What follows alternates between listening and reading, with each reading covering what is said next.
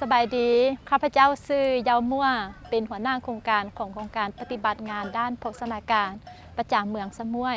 หรือเอิ้นสั้นๆว่าโครงการ SNAP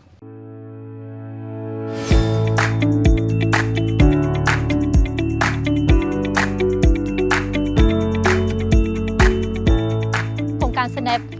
ก็เป็นโครงการหนึ่งที่เฮเวียกเกี่ยวกับเรื่องเรียกงานโภชนาการเนาะคันสั้นเป้าหมายจุดประสงค์หลักของโครงการเป็นเพื่อปรับปรุงสถานภาพทางด้านโภชนาการของเด็กน้อยรุ่น5 ปีอยู่ในเมืองสมุยนี้เนาะเพื่อเห็นให้เป้าหมายดังกล่าวได้บรรลุตามเป้าหมายจุดประสงค์ที่วางไว้ซึ่งพวกเขาก็ได้เล็งใส่ใน5ผลได้รับหลักๆที่สำคัญก็คือผลได้รับที่1เป็นพวกเขาเล็งใส่การเปลี่ยนแปลงพฤติกรรมของ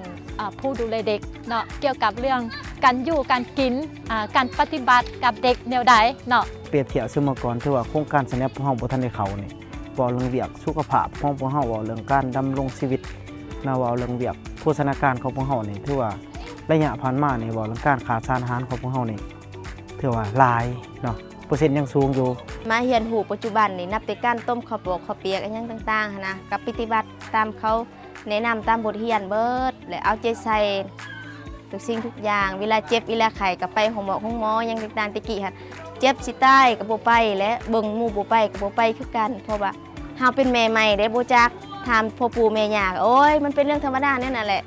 เจ็บไข้ไปแล้วมันก็เศร้าเองสำหรับผลได้รับที่2เป็นเพื่อปรับปรุงเกี่ยวกับโภชนาการให้ดีขึ้นบ่ได้เฉพาะเล็งแต่เฉพาะแม่กับเด็กที่เกิดมาเท่านั้นแต่พวกเรายังคิดถึงการเตรียมตัวหรือว่าการก้าเกียมของผู้เป็นพ่อผู้เป็นแม่ก่อนที่จะแต่งงานเนาะหรือว่าก่อนที่จะถึงวัยอันควรที่จะแต่งงานโดยเฉพาะเป็นพอหอยเวียกกับกลุ่มวัยหนุ่มเนาะกลุ่มวัยหนุ่มสำหรับปัญหาของแม่ยิ่งวัยเจริญพันธุ์นี่เฮามาสังเกตเห็นว่าปัจจุบันนี่แม่นก็สิดีขึ้นจากเมื่อก่อนเพราะว่าหยังเพราะว่าแม่ยิ่งวัยเจริญพันธุ์หันแม่นเพิ่นได้เฮียนหูก่อนการถือผ้าก่อนการแต่งงานจะต้องได้เฮ็ดแนวใดเพิ่นได้ผ่านการฝึกอบรมแล้วเพิ่นก็มีการนำใช้เนาะถ้าหากว่าแต่งงานบ่ฮอด18 ปีในกรณีนี้เพิ่นก็จะต้องบ่พาเอาลูกว่าซั่นซะเนาะคือสำคัญของกลุ่มวัยหนุ่มบ่ของโครงการว่าซอยบ่นำวัยหนุ่มบ่เยี่ยกิจกรรมของวี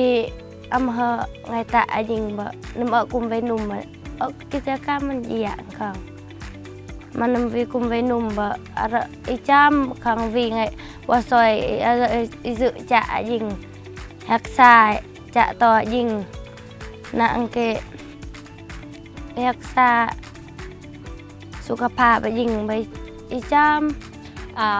แล้วสำหรับผลได้รับที่3เนาะผลได้รับที่3เป็นพวกเขาเล็งใส่เห็ดแนวใดเพื่อให้พยาธิที่เกิดขึ้นที่มักเกิดขึ้นอยู่ในชุมชนที่ว่าเกิดมาจากการสวมใช้น้ำและสุขอนามัยที่บ่สะอาดเนาะยกตัวอย่างคือพยาธิท้องเห็ดแนวใดพยาธินี่จึงสิหลุดหลงและเป็นพอได้ตอบสนองเกี่ยวกับเรื่องน้ำและสุขอนามัยเนาะว่าเรื่องเวียกสุขอนามัยของพวกเฮามาฮอดปัจจุบันนี่ถือว่าเริ่มมีวิถีของเป็นของตนเองระยะผ่านมาพวกเฮานี่ได้ประกาศเมืองแล้วแต่ว่าสุดท้ายเฮาแม่นระดมการก่อสร้างเป็นวิถีแห่งแต่มาฮอดปัจจุบันนี่ถือว่าบางครอบครัวเฮ็ดก่อสร้างวิถีซึมโดยเป็นของตัวเองอันนี้เป็นการเปลี่ยนแปลงในระยะที่ว่าโครงการเขาและพวกเฮานี่เอาได้บทเรียนมาพันขยายให้บรรดาครอบครัวบรรดาขององค์การต่างสุขอยู่พวกระดมช่วยทางภาครัฐพวกเฮาเนาะก็ได้บทเรียนจากโครงการ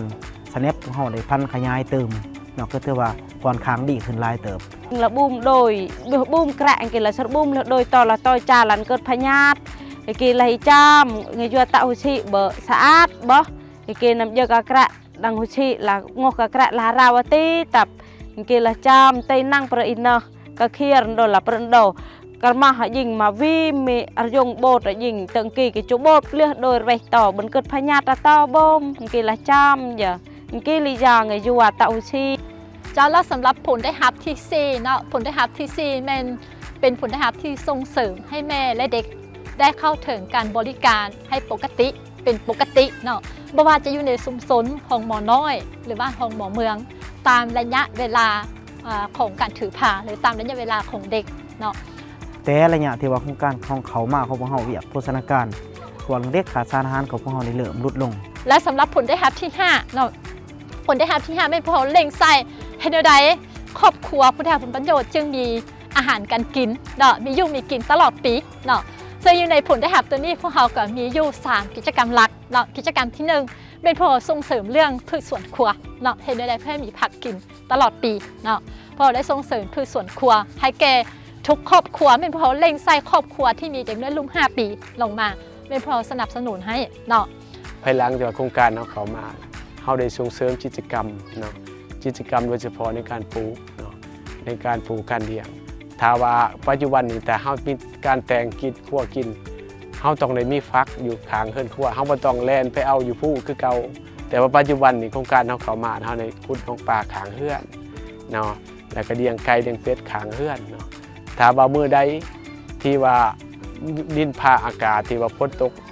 แต่ว่าเขาไปสอกอยู่หาเก็บเลยเขาก็จับไก่เขามาขากินเอาปลาเขามาคั่วกินเนาะฉะนั้นเขาจึงมีอาหารที่เพียงพอสำหรับเกี่ยวกับโครงการเขามาส่งเสริมเนาะอันนึงเขาก็ได้กินอันที่2มาเนี่ยภายหลังที่ว่าโครงการเขาเบิดเนาะประชาชนที่ว่าเขาไปส่งเสริมที่เคยปลูกเคยเลี้ยงเขาก็มีบทเรียนมีประสบการณ์ในการปลูกการเลี้ยงเขาก็สามารถไปปลูกเอาเนาะ